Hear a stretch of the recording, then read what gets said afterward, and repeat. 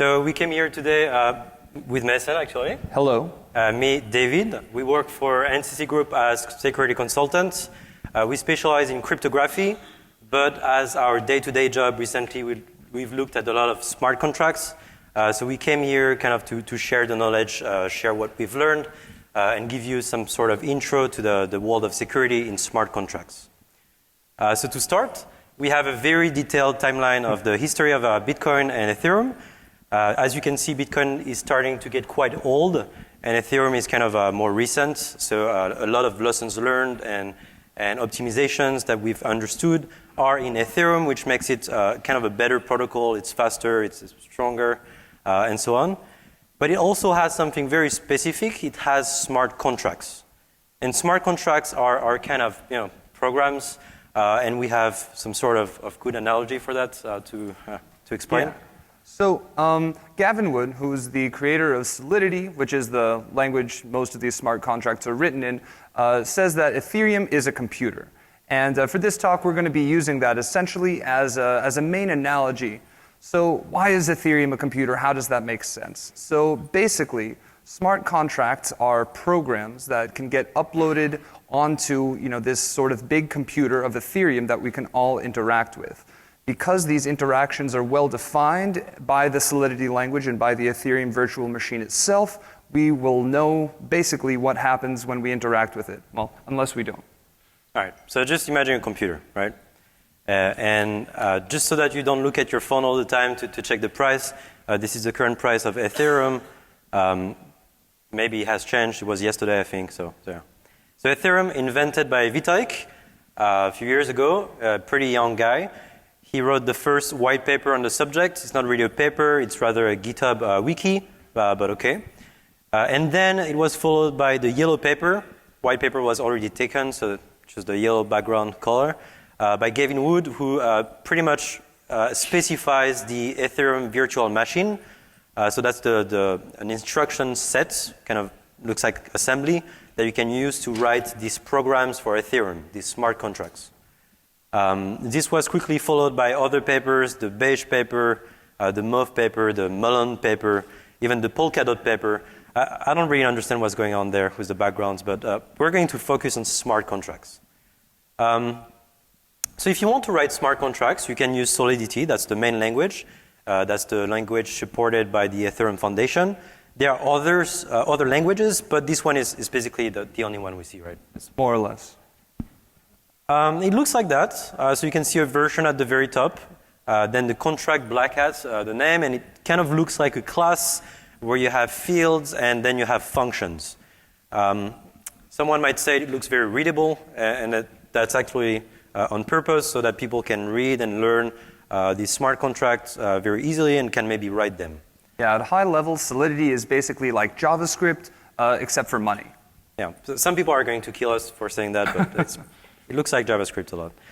So you compile that down to bytecode, and that's what you deploy on the Ethereum network, right? You don't deploy the actual source code. This bytecode is actually just the instructions defined by this yellow paper. And it's not very readable, so usually what you do is that you also publish the source code, like that people can compare and see that it's indeed what's on the network. And they can also read the smart contract, make sure that they're interacting with something they agree with.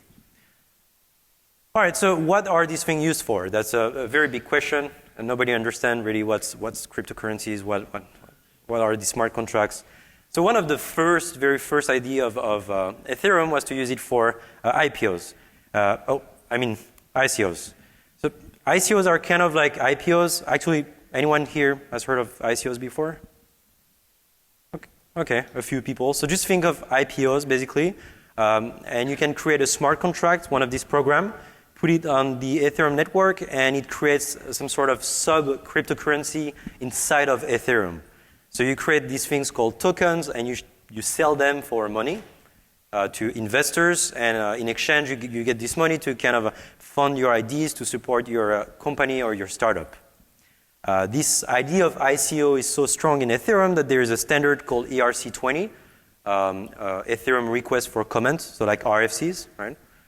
And you have, of course, ICO as a service, because everybody wants to do an ICO, but not everyone is technical. So you can kind of pay them, and they do the marketing for you, they do the smart contract for you, and you can sit there and just wait for the money to come.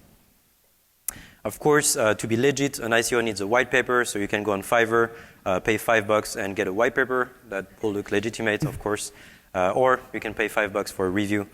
But okay, what else can you do? Well, some people invented this idea of CryptoKitties. Anyone heard of CryptoKitties before also? Okay, a few people again. So CryptoKitties is the idea of non-fungible tokens, assets, where different kitties have different prices, and people can trade them, and the value can increase or decrease. It's kind of silly, but it got really, really popular, and at some point, it kind of jammed the blockchain because too many people were trying to buy or sell kitties. So that's what there is. And the idea was so popular that people kind of rushed in to create their own. So there is crypto celebrities where you can buy Trump or Vitalik for some ethers. There's Ethermon, which is like Digimon, citymayor.co, where you can buy cities. You can buy planets, K-pop stars if you want, tacos, colors, poop, and porn stars, of course. Let's get more serious, and let's look at the very first use of Ethereum that was really, really huge and legitimate. So the DAO is what I'm talking about. The DAO was some sort of decentralized Kickstarter, decentralized crowdfunding. There was a smart contract that was around 700 lines of code, and people could invest in that smart contract, and then they could kind of vote for projects and invest in these projects.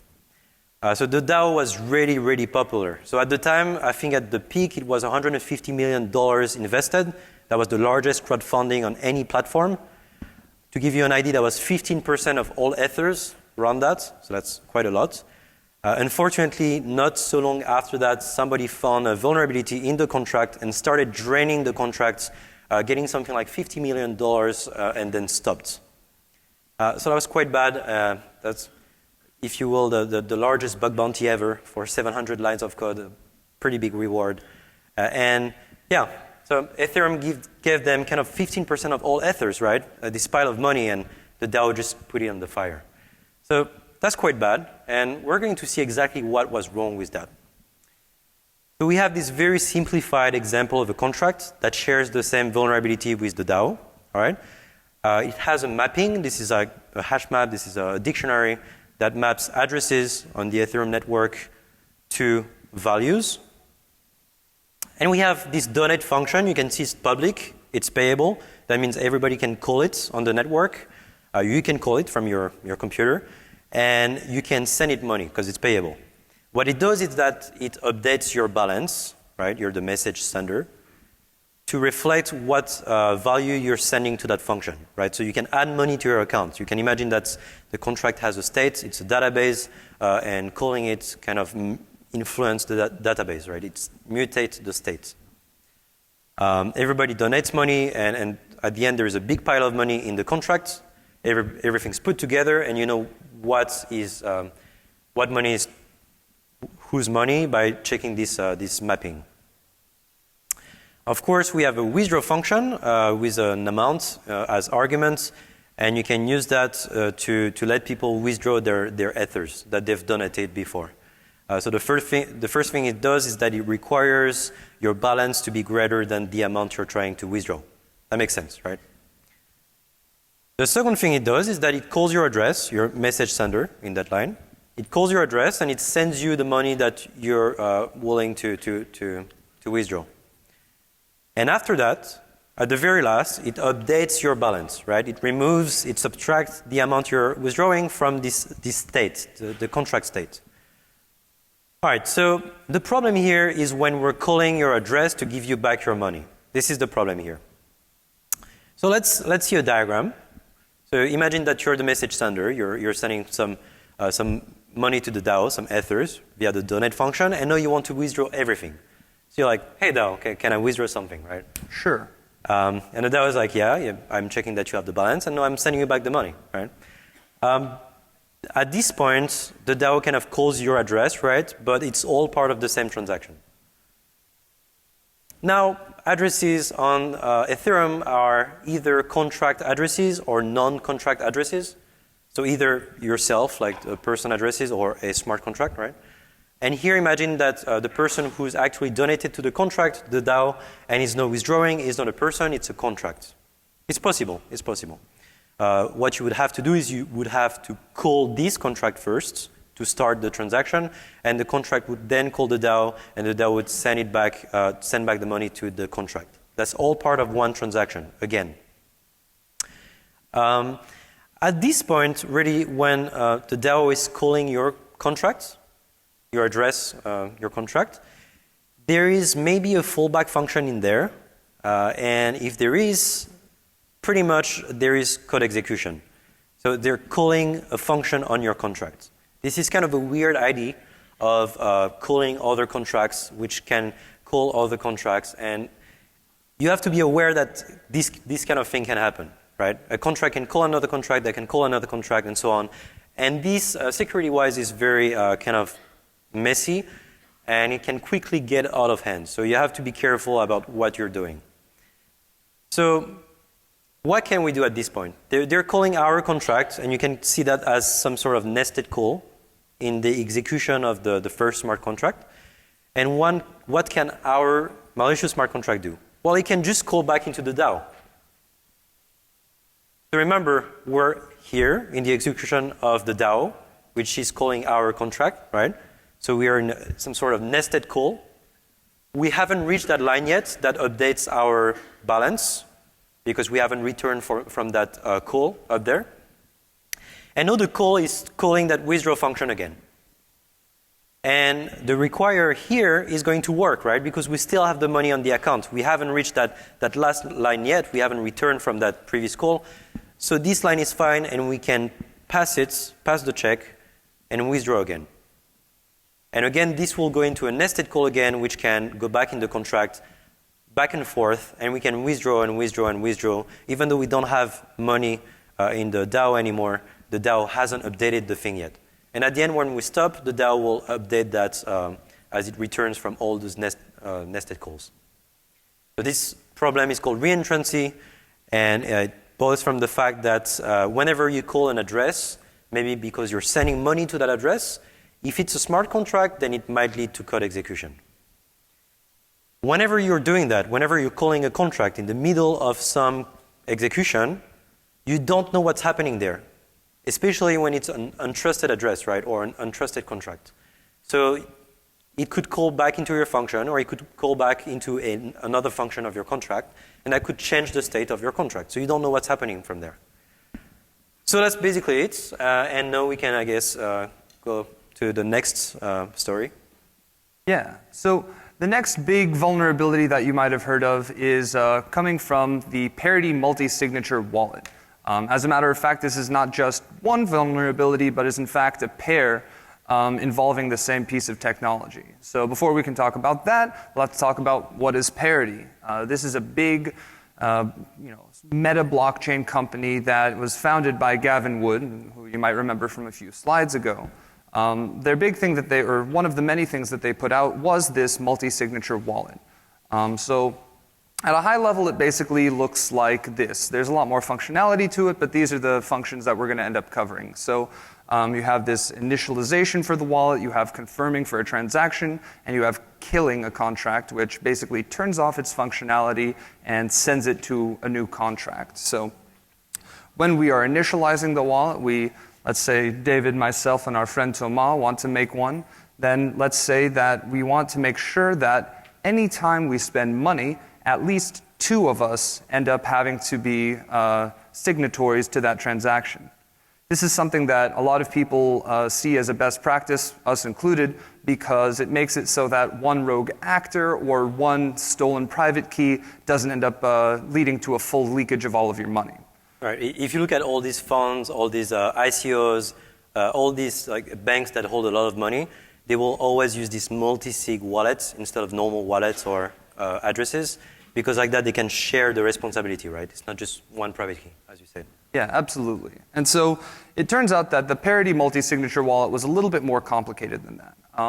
So, like we said, since Ethereum's a big computer, at the final end, someone has to run some code, right? Well, so that turns out to be the miners, and it is in fact they who run the code of whoever makes these smart contracts. In order to pay them for the privilege, you include a certain amount of fees called gas into just about every Ethereum thing that you do. One of these things, this even includes deploying contracts. So if you had had all of this functionality in every one of these contracts, it would have been actually a lot of money, at least amortized over all of the users, that was kind of wasted in deploying this same code over and over again. And so they felt it would be, well, correctly, they felt that it would be more efficient to encapsulate all of the logic in one library and have all of the most common wallets just be sort of stubs that would call into it. So now we have all of these little stub wallets that end up actually just bouncing all of the calls, if you will, to one central library contract, rather than everything having to have all of the functionality inside of it. Right. So if tomorrow you want to use that multisig wallet, it will be very cheap to deploy to the network. It's small. Yeah, easy. So the way this worked under the hood, let's say that we want to initialize the wallet like before. What we will do is call our little stub wallet. The stub wallet then uses something called a delegate call to tell the wallet library to do it. This delegate call is a EVM sort of assembly function that says, hey, address X, I'm going to pass you some data. You can perform whatever computation you want on it, and that will have an effect on my storage instead of your storage. If that sounds a little bit scary, that's because it is a little bit scary. This is essentially remote code execution as a first-level language feature. But, it does the work, right? When our wallet calls in, we end up getting the functionality, and we become the owners. And in this specific case, it seemed like it made a lot of sense because the address of the wallet library is hard-coded directly into our wallet stub, so there's no way for an attacker to, trick us into sending it somewhere else or really getting control of that logic in any way. So, it seems like it should make sense, right? Yeah, right? Fine to me. Unfortunately, it didn't end up working out that well. Oh. So, as you remember, we needed to be calling into this fallback function in the first place in order to even initialize the wallet. And this is just a special function that anytime we call a smart contract and they don't have the function we're calling, it hits this fallback function. And so that was how the delegate call was implemented. So when we are calling that, the fallback function can't have any checks about who's calling it, even after it's been initialized. And then the wallet library, while it had a lot of security around the transactions and the confirmation, actually was very trusting when it came to initialization. So what happened was an evil, third party, in this case Eve, could just call our wallet's initialization function, or call the fallback function. This would go through the delegate call to the wallet library, and this would make Eve the owner of our wallet. Now that Eve owns our wallet, she can take all of our money. And naturally, this is exactly what did happen. About $30 million worth of Ether ended up being stolen as a result of this vulnerability. And it would have been quite a bit more, except for the fact that this was first unveiled at a security conference, not unlike this one. And there was a group of white hat hackers that actually saw the attack in progress, coded up their own exploit, and preemptively stole all of the vulnerable money to make sure that the hacker couldn't steal it, and have actually been giving back the money that they were protecting ever since. So after this big vulnerability, what do you think people did with the Ethereum wallet? I don't know. It sounds fine now, right? Yeah, so they can keep using that thing, right? Exactly. That's what people ended up doing. They kept using it. This isn't as crazy as it maybe sounds. The Parity team was very well respected, and this was so early that people kind of could understand that there would be vulnerabilities. So there's actually a second piece of this that ends up going down just a little bit later. So by now, the interaction between the stub wallet and the wallet library was pretty well vetted. They had added some protections that made sure you couldn't reinitialize things. They had added some things to the visibility, which is just the way that Ethereum protects pieces of the contract from callers, random callers. And people were feeling fairly confident about that interaction, and they were right to be. What people had failed to look at, however, was the wallet library itself. This initialization function was still fairly trusting as long as it hadn't been initialized before, and it turned out that no one had ever initialized the wallet library itself.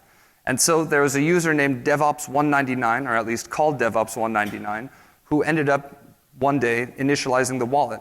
They claimed that it was as a result of research into the original thing that they mistakenly pointed at the wallet library. So this seems terrifying, right? They now own this one contract that everyone uses to control all of their money. However, there's no real way for DevOps199 to actually access the funds in the stub wallets. Because the stub wallets have their own storage that is protected unless they use a delegate call, and because the wallet library's functionality is still the same, there's not actually a problem with that. What did end up being a problem was one of the other functions. Oh, all right. This kill function. As you'll recall, as a side effect of being killed, the contract's functionality essentially turns off. Now, the wallet library's functionality was the functionality of the whole wallet. All the rest of them were just stubs. So when DevOps199 killed the library, he effectively killed all of the other wallets as well.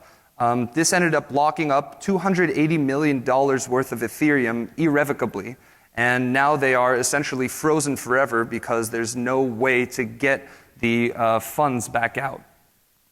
So these are kind of two of the, maybe highest level Ethereum vulnerabilities that have been out there in the world that have gotten a lot of press. But there's a lot of other things that we see in our day-to-day work that don't necessarily get the same level of attention. And we're going to go over those now. All right, so let's look at the first vulnerability we'll talk about, and that's randomness, or how not to do randomness. And we'll look at an example of a game contract. So randomness is hard, and we get a lot of these kind of lottery games or things like that. And for example, you'll have a play function. It will be payable, and it will take something like 1 Ether to play. This is your ticket to play. And then it will generate a random number based on the hash, the Ketchak256 hash, of a private seed and an iteration number. The iteration number is just a counter so that every player gets a different random number. And if your random number is even, then you win. All good. Woo. If it's odd, then you lose. Oh. Does that work? Well, it doesn't work that well because if you know Ethereum, if you know cryptocurrencies, you know that transactions that transit over the network are always public. Everything is public. So when you look at this private seed, you're like, okay, that might be a good idea. It's private. It's a seed to generate a random number.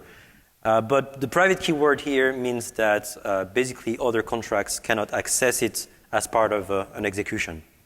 So if you look at transactions, you will see at some point where it has been set, either at deployment or after, and you will be able to retrieve that value, generate the random number yourself, and see if you win by playing.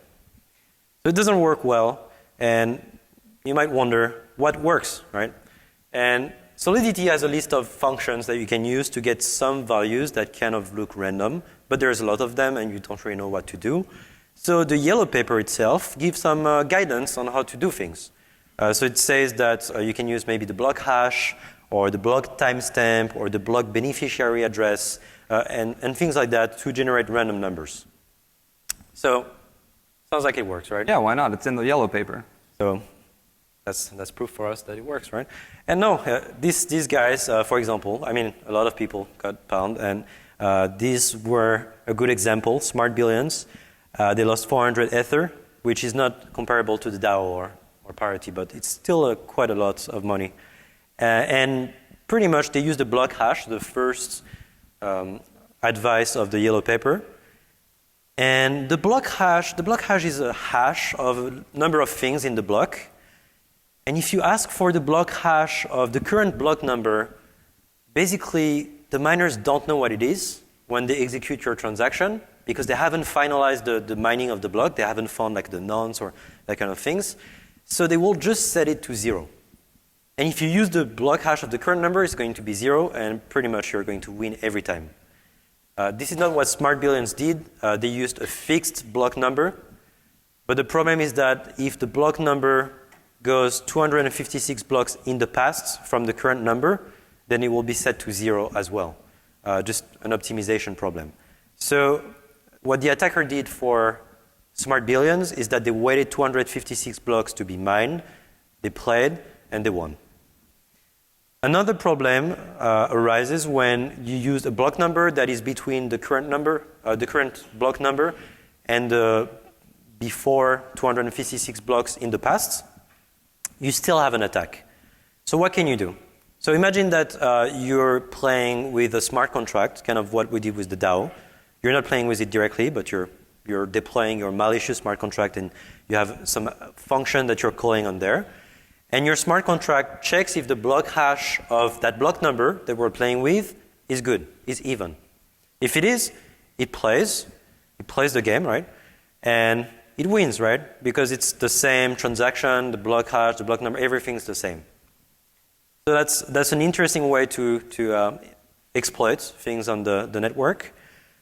You might think that using the block timestamp, which is the second advice of the yellow paper, might help you. But you have exactly the same problem if you check if the block timestamp is even in your smart contract, and then you call the game. Since it's in the same block, this transaction is in the same block, the block timestamp will be the same. So we have the same attack. Another thing that you can do, if you're a miner, you can set the block timestamp to some specific value, so you can kind of play with it to some degree, and you can make yourself win. So you have to keep in mind that miners can kind of play with these values. So yeah, randomness, the problem here is that every time you see randomness in a smart contract, it might not be truly random. So you have to be wary of that. And don't rely too strongly on the time, because miners can kind of play with the time, can help their friends, or can make themselves win. So you don't want to do that. Okay, let's talk about another issue, front running. This one is quite interesting because it's kind of theoretical, but then it's exploitable. Anyway, let's look at an example. That's a game, again. You can see that there is an RSA number. That's just a large number, but not too large here. And this RSA number is, you can factor it into two primes, P and Q. We have a play function, and we say that if you find this prime factorization of n, of this RSA number, and you submit this P and Q, and we can verify that P times Q is equal to this number, then you win the balance of this contract, which is 1,000 Ether. This is a fake contract, by the way. Yeah, no cryptanalysts out there try to factor it. It's not real. Oh, I mean, do if you want to. So, yeah, anyway, the problem here, you might think there is no problem because there is no secret, right? Or there is nothing you can influence.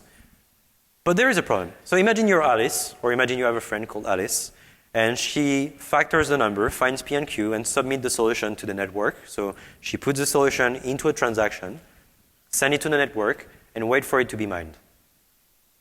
Bob monitors the network. He's like any miners. He sees all the transactions waiting to be mined. And he decides to kind of steal the content of Alice's transaction, which is the solution, and to send it to the contract himself. He can do that, right? And now we're having two transactions kind of being sent to the network. So who wins? Yeah, who wins, right? So there is kind of a race here to the solution. Who is going to get mined first? And well, if Bob has a friendly miner, a miner friend, maybe he can get some help and get his transaction go first. But Bob has more than one trick in his bag. He can also increase the fees in his transaction to excite all the miners, because the miners get the fees from transactions that they accept, and to get his solution in front and mined first, even though Alice was the first one to submit it in the first place. So this issue of front running is kind of theoretical, but it's actually very exploitable. It's like 150 lines of Python if you want to do it. And it's so common in the world of Ethereum that the ERC20 standard, the standard for tokens that I talked about in the intro, is vulnerable to this attack. So it's only vulnerable for two functions, and not everyone, or it's rare that people use these functions, so it's kind of fine. It's an okay problem. So front running is an issue whenever you can have some logic flow in your smart contract, because people can reorder transactions. And people can always reorder transactions via this this fee thing.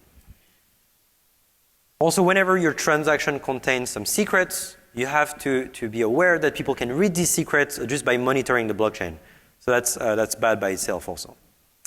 All right, so that's all there is for the front running, and I guess want to talk about the next one. So we've been talking about all this randomness stuff. We've been talking about kind of some mathy things. So we're going to keep on with that theme here. So arithmetic errors are something that happens everywhere. This is integer overflows and underflows. This is something that Solidity does not have a monopoly on, certainly, but is something that happens, I think, a little bit more frequently in Solidity than in most other languages. So for those of you who aren't familiar with it, basically this is a bit of a Solidity introduction to it. The smallest integer type in Solidity is a uint8, which is an unsigned integer with 8 bits of information in it. And this is one that's full. They can take values from 0 to 255. This is 255. So what happens when you add 1 to it? 256. That's 256, right? Unfortunately, no. It becomes 0. Because the uint8 only has 8 bits of space, the 9th bit that would have been used for the carry bit has to fall off, and we wrap all the way around to 0. As you can imagine, most people who add things don't expect an addition to subtract the entire value, so this can end up causing pretty serious arithmetic disorders, and people lose money this way. So this is just an example of bad and good additions in Solidity. This one addition here, it makes sense. You just plus equals, but like we've said, this ends up being potentially exploitable. The way that you want to be doing additions is you want to make sure that there is that the assumption of addition that each new addition is bigger than the last one is preserved. These assumptions have actually been codified, or at least the most common ones, by OpenZeppelin into a library called SafeMath, which checks all of the most common, all of the arithmetic functions. So you can multiply, add, divide, and subtract perfectly safely. So while this does cover just about all of the most common ones, there are actually a lot more potential places for things to overflow. This is a good summary I found in GitHub comments of people saying that Solidity should fix this in the language itself. And for those of you following along, this is 23 different potential ways for overflows or underflows to happen. So this can happen actually a lot more easily than it might seem, even if you are taking precautions. So basically, anytime you see an unchecked arithmetic operation, this is something to inspect pretty closely.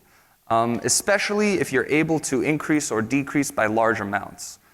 Even though uint8 makes for a great example, there aren't a lot of them out there in the wide world of Solidity. Most people use much larger values that are big enough where even just the fees to increment them into overflowing would be prohibitively expensive. So if you're finding something that's a multiplication or an exponentiation, you're a lot more likely to be able to exploit it.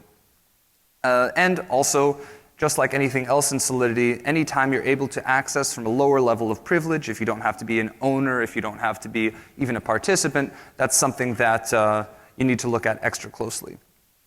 So now that we're talking about things that Solidity inherits, I guess, in a way from the wider world of security, denials of service are another pretty big thing that you end up seeing very frequently in Solidity, except they are maybe more common, but much more dangerous in Solidity than they are in most other languages.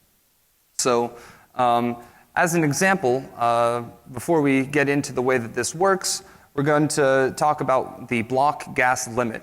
For those of you who are CS theorists out there, you're going to know that there's no way to tell by just analyzing it whether or not a given program terminates. Because we're essentially coercing other people into running our programs, they have to be certain that they're not going to be running an infinite loop. To solve this problem, Solidity, or rather Ethereum, enforces a gas limit, which is essentially a limit on the amount of computation that you can perform on any given block. So ordinarily this works fine. Let's say you have the contract where there's all sorts of users, they're playing a game, and then at the end of the contest, everyone gets paid out whatever their fees are. This doesn't end up messing with the block gas limit. There aren't too many people who play, and everything goes nicely. However, if you just have a bunch of these contributions, if you notice here, we have the for user and users, payback basically, that even just iterating through the full list of users can end up destroying the the performance of this function. It can be so large if there's enough users that it becomes actually an invalid transaction because it's larger than the block gas limit. So this isn't the only way to do a denial of service. There's also, if it's a much smaller number of people here, you can have, let's say David and I are participating in an auction with some other person. If they happen to be a malicious smart contract rather than a person, when you're working in Ethereum, a transaction and a sending of money is essentially a function call with no name. Because it doesn't have a name, it directly hits the fallback function. And so, if they simply revert on any fallback, this essentially stops and turns back the entire transaction. And that means that any time you have to transact with the whole group of people, and even one of these is in there, it will be impossible to ever complete the function unless you're able to remove that person. And so in both of these cases, your funds will be permanently locked, which is why it ends up being much scarier to have a denial of service in Solidity. Something that you'll see a bunch here that happens also in a lot of our other vulnerabilities is that something involving an external smart contract when you expect a person ends up being a big problem. And so one way that people try to solve this a bunch is using this external code size call code, which basically tells you how much code is at a given address. The idea being that externally owned contracts owned by people don't have any code in them, and smart contracts do. Unfortunately, this doesn't actually end up telling you for certain whether or not you're interacting with the contract. Like we said, there's even in construction a little bit of computation being done. And so, if you want to, you can put a transaction in your constructor. If the contract calls out during its construction to one of these games, they will appear as though they have zero code size because they haven't yet been fully constructed and confirmed onto the transaction. And so they will slip under one of these checks. So this doesn't actually end up working out. So there's another one that we've seen that David will tell you a little bit more about. Yeah, so kind of last example in denial of services attack. That's actually something we found on a client and that I've never seen anybody talk about before, so that's kind of new, I guess. So remember the idea that a smart contract stores, has a balance, right? Every address on the Ethereum network has a balance in Ether. And a smart contract kind of stores all the money from different donations or different services that it might have. And in the end, you have to track what is what. What is somebody's account or something like that. So let's take this example. It's an eBay-like contract, a bid thing. And we have three functions, super simple functions. We have a bid function where you can bid on an object. We have a cancel bid. You can cancel your bid, right? And we have an accept bid where the owner of the object can cancel. Makes sense, right? Can accept, sorry. Anyway, look at the bid function. It's payable. So that means that you have to actually pay when you call it. So imagine you want to buy, I want to buy a Tamagotchi or something like that to someone, to you. Yeah, thank you. You have a Tamagotchi, right? Yeah, why not? And so you want to buy it for 1 Ether. So you have to call that function. You have to put 1 Ether into it. And it will stay into the contract in escrow until it's either canceled, so I get back my money, or it's accepted by Mason and you get the money, I get the Tamagotchi. So while there is a bunch of these bids, you will see that the contract balance increases in size and everybody's money is put into this pile of escrow money, right? Another thing that pretty much all contracts have is a withdraw function for the admins. So the admins sometimes make money or often make money through their contracts. For example, via subscription or like a sign-up fee, or maybe in our example, every time you make a bid, there is a fee that goes to the admins, right? It's also part of the contract with the escrow money, so you have to kind of figure out what is what in the big pile of money of the contract. But this function allows the admins to get their money back. So you see there is the address of the owner or the admin hard-coded into the function, and it transfers the money to the owner with whatever amount that you specified. So there are two problems here. The first problem is that if I was the admin, I could withdraw the whole amount, the whole balance of the contract, and I would withdraw the escrowed money as well. So first, I would block all the current biddings, or worse, the current biddings would work, but no money would be given back or given to the owners of the objects. And that's an issue by itself. Second, something that you don't want to do is having to trust the admins of the contract, right? The source code of the contract is supposed to be published. You're supposed to only trust this third-party Ethereum, trusted third party, right? So you don't want to trust the admin not to withdraw the escrow money. The second bad thing with this thing here is that it's completely public. So the admins thought that they could make the function public, like that anybody can call it, and it will save the admins some gas fees, some transaction fees, and it will go in the owner's pocket anyway, right? There's nothing the attacker can do.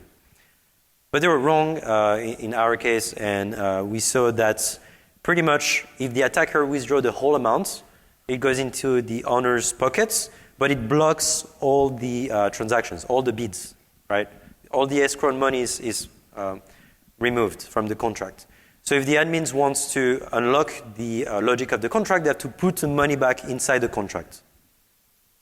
Unfortunately, the attacker can withdraw it again, right?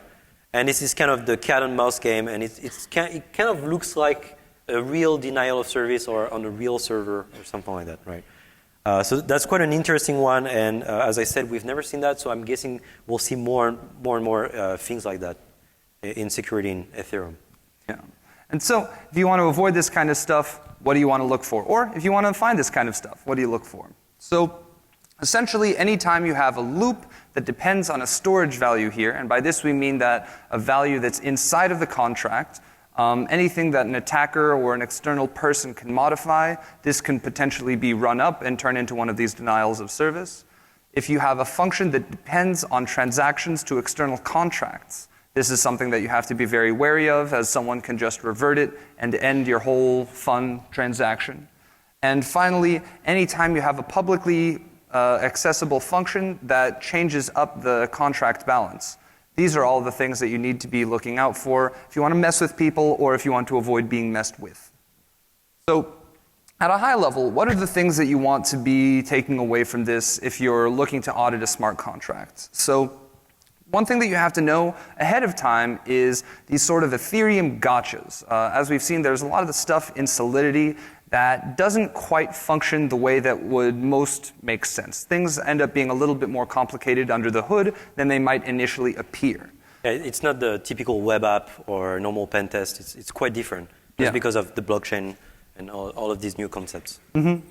In addition to that, you want to understand the contract. And this is not just a line-by-line code understanding, but also a holistic understanding of the purpose of the functions that are working. They're pretty small usually, so there's really no excuse not to understand the whole program and hold it in your head at once. Yeah, as security consultants, we often have something like 1 week to look at 15K lines of code. That's completely different, right? They're often under 1,000 lines of code, or it's quite small. Yeah.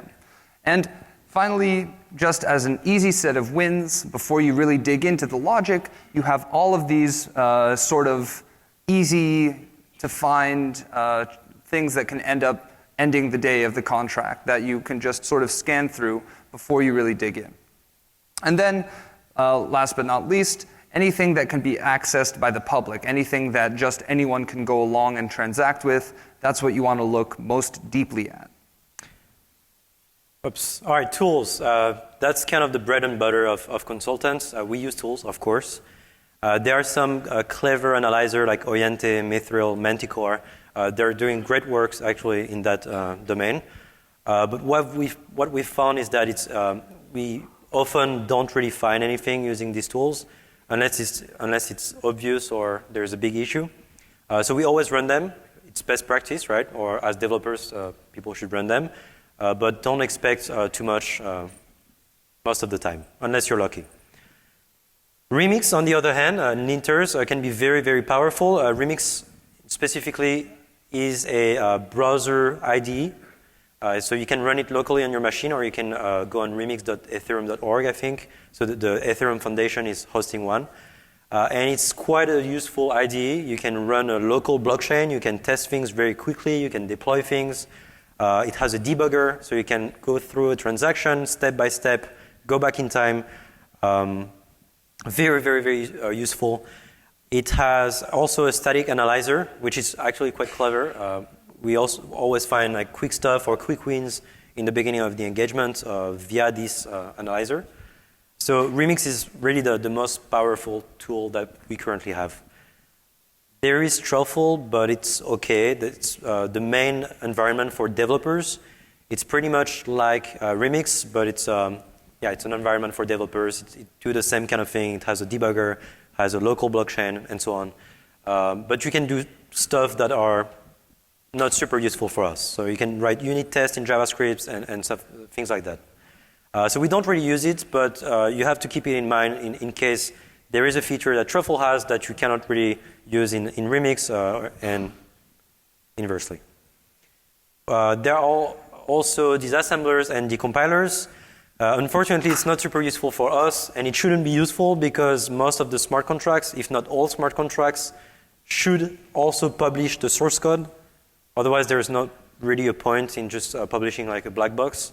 So fortunately, we don't have to reverse engineer these contracts.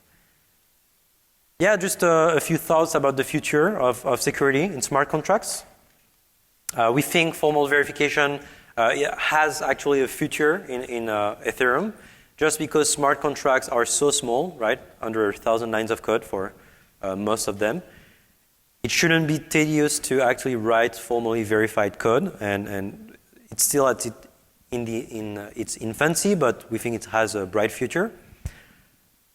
Frameworks and reusable code, we kind of talked about that with the OpenZeppelin library like SafeMath, and they have other smart contracts that you can reuse, like token smart contracts or ownable smart contracts or core functionalities that people tend to rewrite for their own contracts can be found in these frameworks.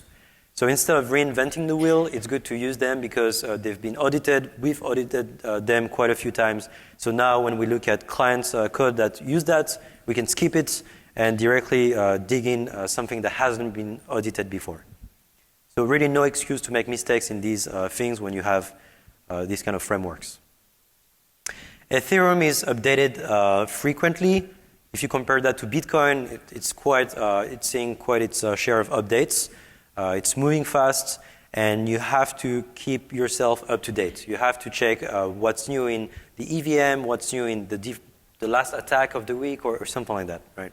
So it's everything you've heard during this talk might change in the next year, right? If you look at Solidity or the Mist and Ethereum wallets, the official wallets, you will see that they all have experimental versions, 0 point something. They're still very new.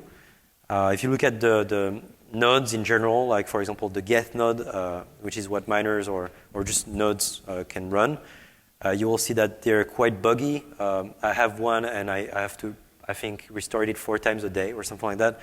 So we're still not there. And finally, the audit process is quite immature, and we see a lot of developers who put a lot of money and investors who put a lot of money in lightly audited smart contracts. We're seeing a lot of consulting firms that opened something like last week or yesterday with people who've never really done security before and kind of attests the security of smart contracts. This is especially dangerous because as security consultants, we always say security is a process. But for smart contracts, when you deploy something and you cannot change it, it's immutable, then you might have serious issues if you stay in this state of mind. So the security is very different. Finally, unknown unknowns. That's the biggest one, I guess, because we've seen with the DAO, this reentrancy thing kind of surprised everyone when it happened, and we are expecting more to come. Findings and vulnerabilities that nobody thought of or introduced by new versions of Solidity or things like that. So it's good to really be careful when you're auditing things and when you want to stay up to date. All right, so as part of this work, we're releasing today a top 10. You'll see the address in the last slide, actually. It's dasp.co. It's a top 10 of all the vulnerabilities that we've seen on engagements or that we've read about on the web or etc. And so that will be available right now. Also, some of our colleagues did a CTF that they released, I think, 2 days ago. So it's a CTF to kind of learn and train yourself on auditing smart contracts. We'll have a link also. We have a link actually on the top 10. It's called Goat Casino. And yeah, so if you want to check the top 10, go on dasp.co. If you want to check the CTF, we have a link in there in the menu. And follow us on Twitter. I'm Crypto David W, and he's May3MM. Mayhem. And yeah, we work at NCC Group. We do a lot of crypto and cryptography stuff. So you know where we are, and we'll be here if you have any questions. Yeah. Thank you.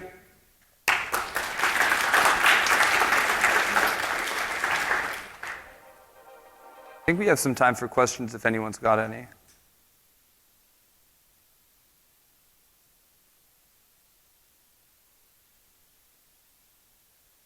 But it looks like we're good. All right. So we'll be around if you want to buy us a beer or.